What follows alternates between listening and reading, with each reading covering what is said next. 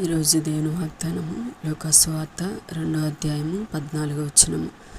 సర్వోన్నతమైన స్థలములలో దేవునికి మహిమయు ఆయనకిష్టులైన మనుష్యులకు భూమి మీద సమాధానమును కలుగునుగాక అని దేవుని స్తోత్రము చేయుచుండును.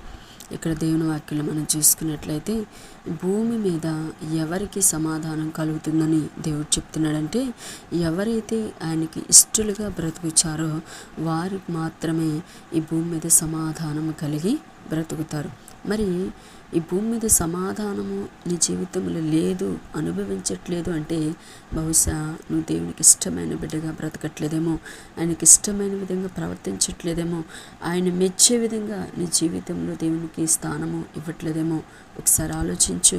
నీ జీవితంలో నిజమైన సమాధానము, సంతోషము నువ్వు అనుభవించాలంటే దేవునికి ఇష్టంగా బ్రతికి చూడు. నిజమైన సమాధానాన్ని నువ్వు అనుభవిస్తావు.